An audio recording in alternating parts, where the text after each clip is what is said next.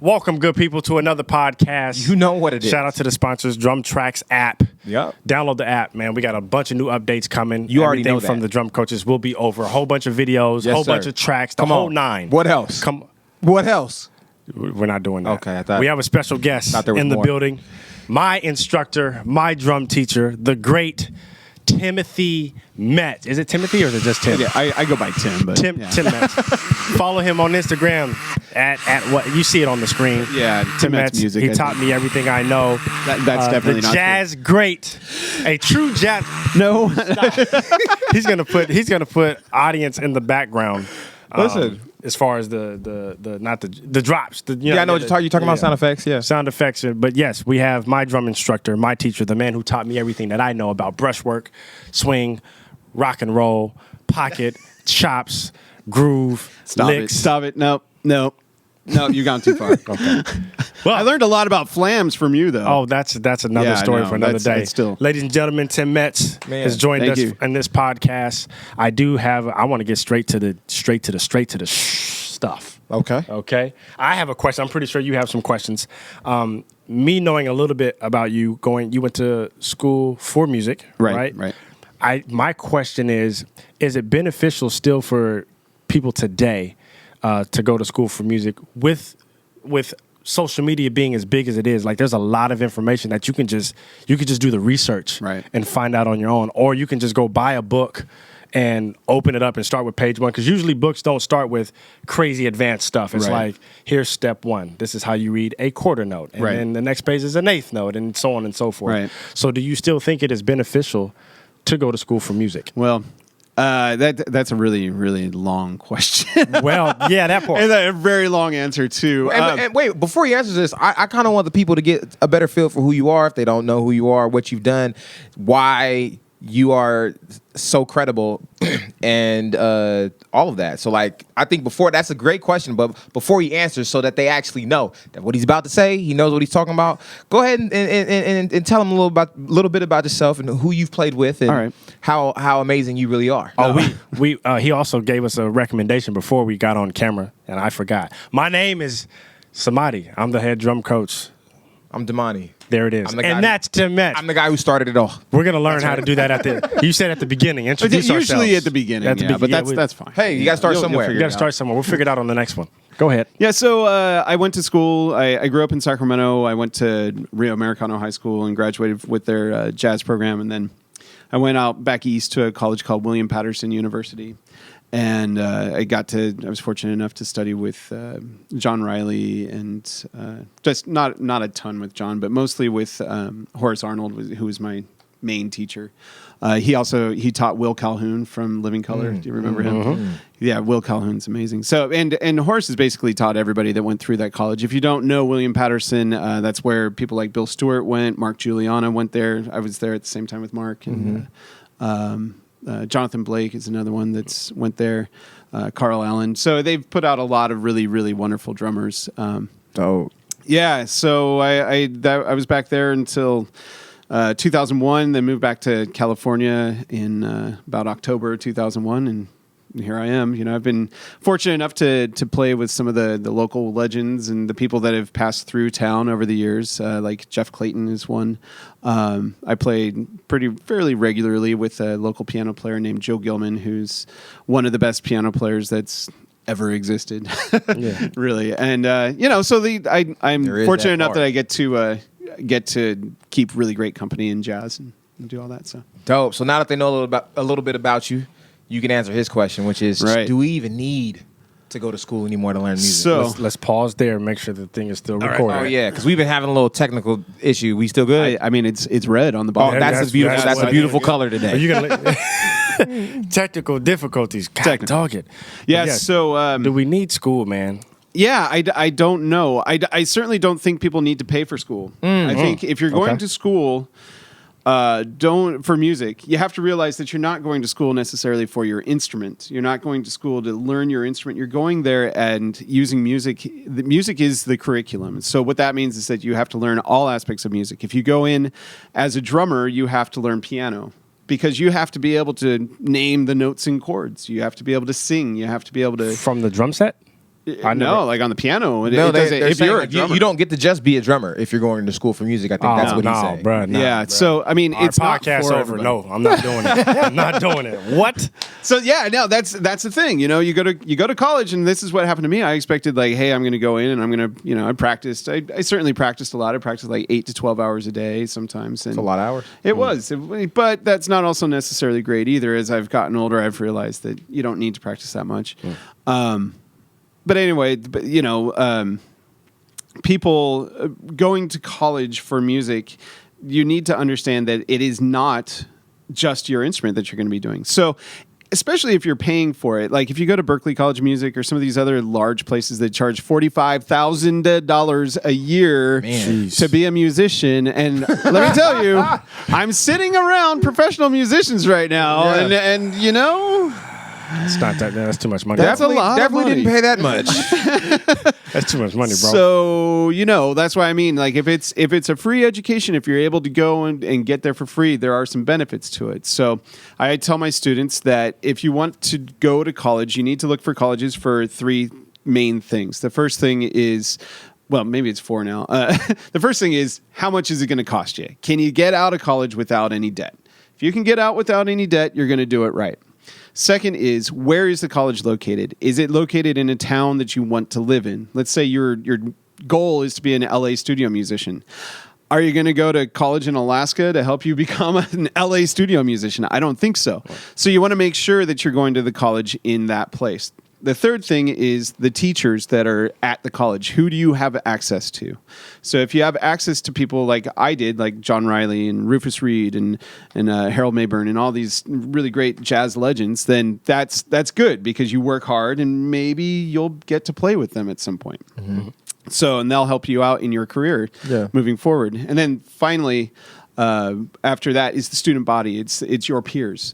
So you want to, now that we have YouTube and Instagram and all those things, you want to look at those colleges and say, like, what do their ensembles sound like? Because let me tell you, Sacramento has some really great high school jazz bands, and some of my students are in those bands. And when they want to go to college, they bring out these weird colleges, like in strange towns that don't have a great program. And they'll say, "Hey, I think I want to go to this college, and I want to study music because it's beautiful there." And then I say, "Let's go look at their band." And so we'll check out their band, and it isn't even as good as their high school band. Wow. So you really have to check that part out. Shots fired. Yeah. Blow. Yeah. Blah, blah, blah. So put the drops in there. put the drops in there, bro. yeah, because I mean, at it.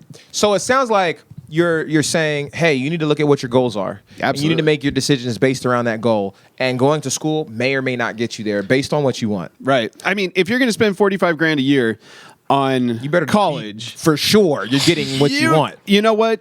I can tell you right now, you could go to any drum instructor or any musician, go to the town that you want to live in. If you want to live in New York, take that $45,000, find your drum instructor, go to every jam session, find the people that you want to be like, and spend it on that, and you'd probably be better off. Wow. That's a way to think about it. Like, here's my question, though, too. Because I didn't go to a university. Right. But I do have a good understanding of music theory and chords and harmony and all that stuff. I can have the conversation. I can speak the language, the whole nine.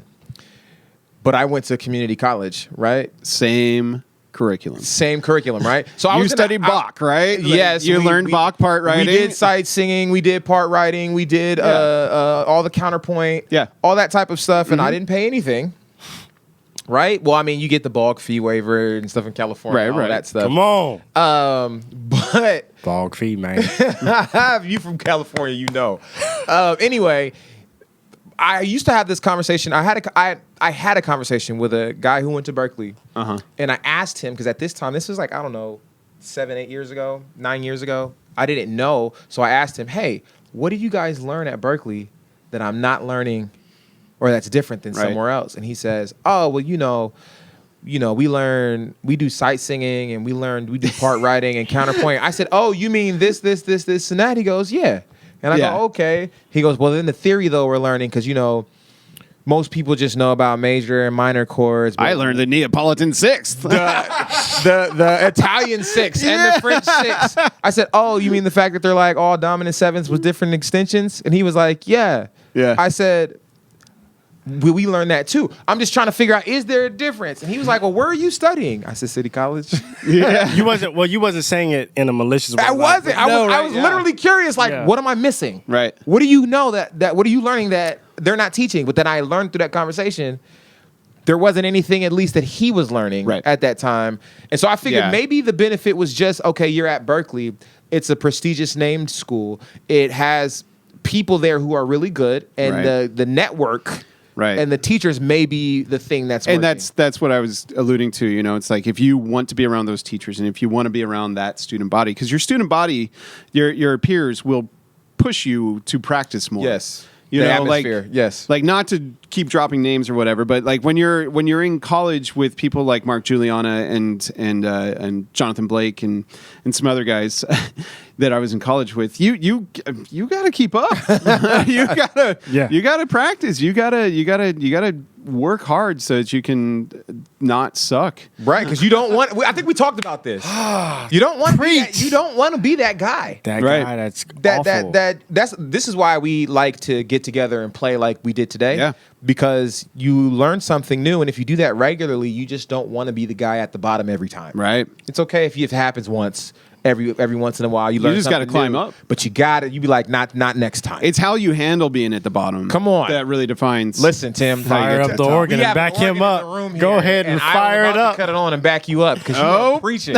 Preach, brother. Right now. Preach. Come on. No, it's a real thing as far as why we talk about why sheds are important, because that friendly competition is healthy, because otherwise you're going to stay complacent, and complacency is trash. It's almost like being the best guy in the room is the worst possible thing for you if you're trying to grow. I tell my students that all the time. Yeah. Go somewhere where you're not the best. Somebody needs to be eating you. Yeah. Right. Literally, like they need to. Man, you can go to New York right now, and all of us would have. It'd be a problem. Yeah, because iron sharpens iron. So it's like, if you want to get better, hang around better people. If you want to be rich, hang around rich people. They may not accept you because you're poor, but that's not the point. Try to get around people. Get around the people that just you want because to be like. of just sheer proximity. The proximity effect is real. For sure. I think I gave this example in is it? Oh, it's working. Okay, it's perfect. Hey, I just want to make sure. Appreciate you. Well, I learned that from my pops. He said you're a product of your environment. Come on. So every time. He better preach. Because I almost went and turned the organ on. I felt something, Bishop. You are not if you are around people who don't practice, you're probably not going to practice. But if you're around people who are practicing, you may not want to sound like that person. But it's going to inspire you to be the best version of whatever you're trying to like. He may be practicing jazz and you may be practicing pop, but because he's practicing, you're like, I gotta learn. I gotta get on my situation. Like I gotta practice this stuff. I gotta be great at what I'm trying to do. If you're really trying to be great. And the thing that I liked about today's shed that we did, which you guys will probably see eventually, is a video of us shedding, is that you brought something completely different. Like you come from like the pure old school jazz world, right? Swing, all of that, and you've played a bunch of gigs, and we don't necessarily do that. Right. However, the flavor that you brought can be added. We can add that to what we do. Absolutely. And so to be able to shed and on some stuff that some may think was simple and just literally struggle. Yeah. That's to me, it's a good feeling. It hurts, but it's almost like being in the gym, right? When you're lifting some weights and you know it's burning, but you know now I'm getting the work in. Well, just thinking about those ideas, right? Yes. I mean, it's like when I first looked at that solo years and years and years ago. That was by the way, that was only 4 measures. Thank God, there's so much more. Thank God it was only 4 measures. Yeah, but when I first looked at that, I was like, man, this is really cool because now I'm leading with my left hand, and that's something that I don't normally do. Come on. When I don't normally do solos like that. And so every once in a while I'll go through and refresh myself with things like that where like, hey, go outside your box a little bit and do something that's not what you would normally do, because at that point you're starting to create something that's new. Yes. And you're growing at that point. It almost sounds like it just, I don't know. It just sounds like what we all should be doing. But let me. I'm awful at leading with my left hand, just for the record. And that's why we'll for sure post it, because I definitely want you guys to see. It was really bad, how bro. he was struggling. This is the head drum coach over here, guys. Yo, man, this is why he's my drum. He's my drum instructor. This is it. Nah, but I mean, it just goes to show that no matter how high you get, you can still grow. You should still look to grow, and you should look to. And it's not always about. It's not just about getting better. It's about expanding and doing something different. It's not just about going up, but going wide, and all of those type of things. But I have a question for you, Tim. Sir. Since you are so steeped in the jazz world. Oh, this is like a whole nother podcast. Go ahead. No, I'm just saying. You're so steeped, and we could just touch on it. You're so steeped in the jazz world. You can't just touch on it. I'm going to just sit back for this one. Go ahead. Do you even know I'm about to ask? It's how you presented it. You was like, I have a question for you. That sounded like I was about to get deep in here. I don't know how deep it's about to get, but let's not take up too much of his time. Go ahead. No, it's 2019. Right. Jazz obviously has changed.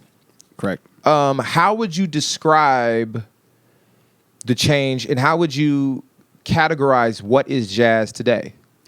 Yeah. Yes. The answer is yes. So, jazz traditionally has been about improvisation. Okay. It's been about people coming together and being able to speak a language, right? So, I always get asked by non-musicians that see us play, especially at like jam sessions or places where, you know, a drummer, bass player, a guitar player, piano player, everybody kind of gets together and plays through tunes. Non-musicians come up and say, "Man, how long do you guys rehearse?" Wow. And I tell them, "Well, we've never actually played together before this last song." Right. And then their brains, you can just watch them go like like their brains explode. They're like, "How did you know that?" Wow, like, and so that's what I mean by it being a language, because it's a language that I, as a drummer, that's my dialect in the language. The trumpet player has a different dialect, but we are all speaking the same language. Got you. And so, as jazz has evolved, you know, you could take Miles Davis, for example. Like, Miles Davis started out really, really traditional bebop, you know, and then evolved into his cool jazz period, and then his aggressive, you know, period with Tony Williams and that stuff. And then it turned into fusion. He took a long heroin break. And then, hey, man, read his book. It's a great book. It is amazing. I think I referenced it in the last podcast. You did. It is amazing. It's a great book. Yes. Yeah, and you know what's weird about that, too, though? There's some all the curse words that are in that book. Mm-hmm. A lot of them were added by the ghostwriter. Really? Yeah, to make him sound more urban. Wow. Really? Yeah. Oh, urban. How do you say? Yeah. Urban. Yeah. Wow. That's a direct quote. It's kind of a shame, and I kind of want to get the word out there about that, because it's not cool. Yeah. You know, I'd love to hear that book, because Miles was the son of a dentist. Yes. Mm-hmm. You know, he was a very well-spoken human. He was always somebody who was like way on top of trends and just a really dignified human. Yes. And to have that, anyway. Yeah. So wow, yeah. I didn't know that. Yeah. I've read the whole book. I remember I read it some years ago. It changed a lot of how I thought about, because when I first started playing music, like I said, told you off camera, it was about creating songs, because I was hearing music in my head. Right. And it was always about composition. That's the reason why I started playing the piano. Yeah. And then I would hear people who would come and tell me, "No, you just need to do this," and this old way of the way things have always been done. Right. Like, if you don't do this, then you're not doing it right. And then I would be like, but when I read Miles Davis's book, it was so freeing to me, because he was about moving forward. Always. When I read the part in the book where he was talking about how he went, this was like in the 70s or something at this point, he had went to a club and to hear musicians play, and he heard people playing all the licks that Bird and them were playing back in the day, and it made him sick. Yeah. And I was just like, but that's what I'm still trying to learn how to play. Like, I still can't do that. That's what I was thinking at the time. Me too. And he was like, bro, in the 70s, he was like, yo, nobody's trying to push it forward. Yeah. But then you still have, even today, jazz guys who are from that time that are still mad that it got pushed forward. Yeah, I wouldn't say that most people are. I think, not most, but you have some. You get into your groups, right? So it did get pushed forward, and that's the thing, is that like jazz these days is really taking elements. There's people and composers and arrangers that are taking elements from big band, but they're also taking elements from hip hop. They're taking the elements from classical chamber music and things like that, and they're putting them all together, and it's creating this new form of what jazz is becoming. So jazz is, like, for drummers in particular, is becoming less about ding ding ding and more about, you know, linear chops and straight eighths and you know, like Dilla. Yeah. Lots of that in there. Fill, It's just like Questlove is another one. You know, like all these we're taking, because you think about it. My generation, we grew up on hair metal, and that doesn't really mix really well with. Like, it was like hair metal and hip hop, and that was about it. You know, for growing up in the 80s and 90s, and it's not. It doesn't mix very well. So we're kind of more on the traditional side, and then beyond that, it was more hip hop, right? And so. A lot of that, like a lot of the Tupac and things, I'm not very well versed on it, but a lot of the hip hop has made its way into the jazz. Yes, and especially the Dilla. Yeah, and it's turned it into what it is today, which I think is awesome. You know, it's gone somewhere else. Yep. And also, it's gotten really complicated. You listen to people like Donnie McCaslin's music and like Mark Giuliani again, like all those guys. It's gotten to the point where, man, you got to be a mathematician to get through some of this stuff. Yeah. Some of it. Like, what? There's a guy that you introduced to me a few years back. His name is Tigran Hamasyan. Oh, yeah. I don't know what to call that. Yeah. I don't think he does either. But it is some of the most phenomenal music. Yeah. Like, I remember the first time I heard one of the songs, I told him to turn it off. I was just like, turn it off, bro. Yeah. I don't know what to do. Yeah. I don't know how to express to you how I, like, because I'm hearing it and I have a decent ear. Right. So I'm like, I'm hearing everything and I'm just sitting there like, how? Who thought of this? Right. Who told you that this was what you should be doing? Right. It is amazing, and I can't take it. Like it was that. That was me when I saw Chris Dave. It used to be Chris Daddy Dave, but Chris Dave in the MySpace days, where Robert Glassman was just playing regular hip hop groove, and his drum solos. Oh man, was just beyond. It was beyond. That's what it was. I was like, I don't know. Like you are. It doesn't even make any sense right now because I can't even nod. I kind of have to do this little circle. Yeah.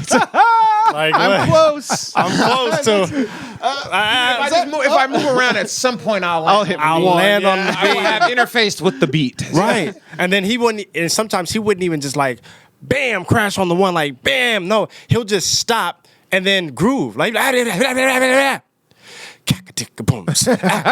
like, whoa, what? You just literally threw up all over the song, and I love it. And I love every part of it. And I loved it. Like, bro, this is disgusting, and I love it. Kanye got a song, you know what I mean? You're disgusting, and I love. But anyway, that's a whole nother podcast for another day. But yes, that music that it made me. And that was back in the 2007, 2008 days. So you're right, man. Wow. It is almost like wherever. So it seems like though they're just calling whatever that they can't clearly label as jazz. Yeah, well, I mean, it's always been like that. Yeah, you know, so we don't know what to call it. We don't know what it is, and it's got horns and there's no vocals, so that's obviously jazz or experimental. Yeah. Whatever experimental. But experimental is always going to be like the subcategory of jazz. But you know what? Like who cares about the labels? That part. Like, you know, there's especially now that there are no labels. Come on. What does it matter what the music is called as long as you enjoy listening to it and you enjoy playing it? Is it jazz? Does it matter? Are you improvising? Like, does it matter if it's jazz or not? I got one more question. Go ahead, because I do have. But I think that my next question is actually another podcast. Okay, so then my question should go before that. Yeah, it should. We can end with mine. So here's mine's going to end it all. Okay. My question is: there's so many questions we have for you. Are you down to come back on a later date to do more podcasts? Part 2s, 3s, 4s. Because I got questions, Brody, and I know that people who are watching now want to know what my question is. But I guess we'll I want to know what is. Should I ask? Okay, I'll ask it. I want to know. Like, okay. I hope I can. He has a gig to go to. Right, I do. He does. He does. I'll ask it, but you don't have to answer it. Okay. Here we go. One of the things that I think is happening on the internet a lot is that people talk about what is valuable to play a gig. And I think that it is, there are different reasons that we start playing drums, right? And I'm trying to like preface this question with this statement so you understand where I'm coming from. Right. There's a lot of things that a lot of reasons why we start playing the drums. And then there, as we get older, are things that become important to us because we need to make money. Right. Right. So my question is, do you think, or why do you think, how's the best way to phrase this question? Because I want to phrase it in a way. So, okay, here it is. Here we go. Do you think that playing an artistic expression in music is more important than just doing what you need to make money? Or do you think that you should just stick to what you need to do to make money because making money is more important? Okay, actually, that's a great question. It's not that hard to answer. Cool. Okay, so we'll still do another podcast because I can go real deep. We could talk about it. Yeah. But go ahead and answer. So you're talking about being a jobbing musician versus being an artistic Preach, musician. Bishop. So Preach. I've been a jobbing musician. First of all, I need to pause right there because it's amazing how someone who is a professional musician and you work all the time and you've been working for years. This is not your first time at the dance, and I have never asked you this question before. Right. Understood the concept off the top. I don't understand why the rest of the internet cannot understand what it is to get hired to do a job. But go ahead. Right. Tim, go ahead and preach. Go ahead and preach to them. They don't want to hear me. They want to hear you. Go ahead. So that's what it is. So when I was growing up, I wanted to be a working musician. Come on. I wanted to be somebody that could be a flexible musician that could go and play in any style and would get hired and you know, basically my heroes were the people that were working every day. Sure. You know, and the guys that were behind the scenes that you probably never even heard of. Then I really fell in love with jazz, and it tore me because I was like, wow, I get to really express myself artistically here. Come on. And so I will say that, you know, so I worked on cruise ships. That was a job. Mm-hmm. That was a job where you have a boss, you have a salary, you play 6 nights a week, and then when you're done, you go back to your room, and or you go out to the islands. You know, that's your job. Yeah. So it's a cool job, but you're not playing necessarily the music that you've ever dreamed of playing. Now, but it paid pretty well. Yeah. Right. So it trade-off. It did okay. Like I didn't have to buy anything. Ain't nothing wrong with that. and it was great because you are playing every day, and if you are playing every day, you are getting better no matter what. Correct. You know? So, and then there's the gigs. Like I play with a local sax. Well, he's not even really local. He just happens to live in Sacramento. His name is Jacob Manrix, and I get to play with him. Sometimes our gigs, well, actually, you know, they pay all right, but they're not paying as much as like my symphony gig the other day, right? Mm-hmm. So playing with Jacob is one of my favorite things to do because playing with him, I get to flex my brain. He writes music that makes me have to practice. He makes the music just speaks to me. It's like it's so much fun. He's an artist. It's not like he's an artist. He's not like he's just doing covers for a cruise ship. No, those are like, check out his records. He's got a record with Ari Honig out, Kevin Hayes. Yeah. So they're like the cats. He was from New York and he lives out here now. And we're very fortunate to have him, and I'm very fortunate to get to play with him. But the music that I get to play with him is music that I love playing. So that's I'm not going to say this on camera. I would do that for free, but because then it's more of it pulls you more artistically. But it makes me it fills my artistic bucket. You know, all of those. It really makes me feel good after those gigs. I'll feel great on those after those gigs for like a few days. Yeah. Now the other day I played a symphony gig, and that's symphony pop, so I'm playing drum set with a symphony, and that's kind of fun too. But that's also a job, right? You know, you get paid by a union. There's scheduled breaks. I mean, it is literally a job. Yeah, and there's certain things you got to play and make sure that you do this and don't. You read the parts. You listen to the conductor. He tells you what's right, what's wrong, and you say, "Okay, but my part didn't do that." He's like, "No, that's what I want." You know, that's what you do. You know, like you play the part. You follow the leader. Your job. Yeah, and then you make your money, and then you go home. Mm-hmm. So I think balance is what really all that comes down to. And I think the reason why I definitely want to have another podcast about this and talk about it, because I think it boils down to self-awareness, because I think that like 90% of the advice that is given on the internet to drummers is bad advice because it's without context. Yeah, right. You have no idea what the person's goal is on the other end of the screen. And that's the ticket right there. So if someone, that's why I'm trying with the DrumTrax, our brand and our message to say, hey, you got to be self-aware about what you want. Right. And if you want to be a drummer that is touring for whatever said artist, then it means this. And then you need to know what touring means. Like Correct. If you're touring, like you were talking about with Eric, you know, you're touring with a D-list artist. Yeah. You're lucky to make any money on that tour. So you have to be in a position financially where your rent's taken care of, your phone's taken care of, and all your bills are taken care of, so that you can go out on the road and have those experiences. Yeah. Because that's what you're coming home with. You're not coming home with money. Yeah. But I think the thing that I've seen on the internet 90% of the time is that it's assumed that everyone who's learning how to play drums is learning how to play drums so that they can get the gig. But no, and it's probably true that a lot of people they want to get paid to play, right? And I get it. Of course, yeah. But no one ever talks about the artistic side in being an artist. And they try to talk about, well, no, you shouldn't do this because this is the right way to do it for the gig. And the thing that bothers me about that is it's the idea that you don't understand that all of the things that you say are the right way to do things was made up by someone who was an artist. Right. It was made up by someone who was creative. Right. And then someone else came along and did something creative too. And at the time, they was crucified for being creative. Right. And we use Tony Williams as an example all the time of someone who is a legend right now. Yeah. But was told back then that he was doing too much by a lot of musicians. Well, okay, so the funny thing about that is when he was with Miles, he freely admits he asked Miles like what can I do, and Miles said anything you want. Miles was the only guy. I mean, he might not have been the only guy. Well, but you he have to was understand. Have you read his book?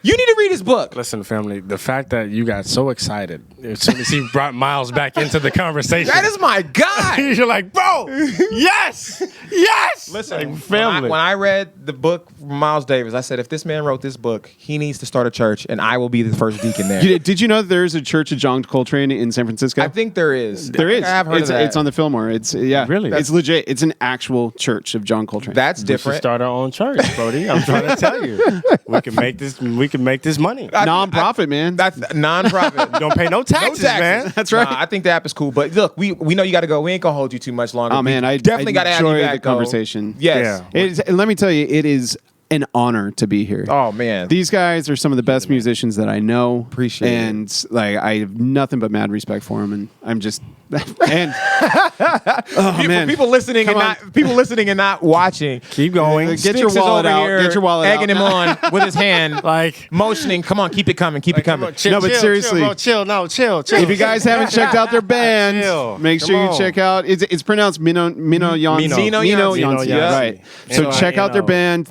I got a sneak peek of one of their tracks, and it is killing. Yes, one that's not released yet. By the way, for those of you guys who are listening, our entire first EP is drumless on the app, so you can stream it and practice with it. Oh, I want if you that. want to. It's on the app. It's Yeah, on there. it's All on right, there in the I'm jazz getting that. section. So anyway, in the jazz section, but we're done. Hashtag all the way through. All the way through. Turn on post notifications, man. You Share this know video what with it people who is. would love it, hate it, like it, despise it, all of it. Share. Follow Tim on IG, right? Tim Right, yeah. Metz. Tim Metz Music, I think. Yes, we'll put Yeah. it in. It'll be on the screen. On I'm not It's really. on the screen now. I'm not a social media. If you would I'm not big please on it, just- but But If you follow could him just- anyway, because when he posts, you want to see it. If you All could right? just post like, I don't know, 15 seconds of you swinging, like once a week. man, I mean, I yesterday I posted the hall that I played in. yeah, it was beautiful. The hall. That- I just oh, wanted to man. hear what the cymbals sounded like in the hall. They sounded gorgeous. If you could just, you know what I mean, put it on an iPhone and just I just don't think like that. It's I have to start thinking like We'll that. help you out. We'll help you out. All right. I'm thinking about my job. That part. Hey, we got to get the money. At the end of the day, man, we appreciate you guys for checking us out, and we'll catch you on the next one. Peace. Peace. Peace.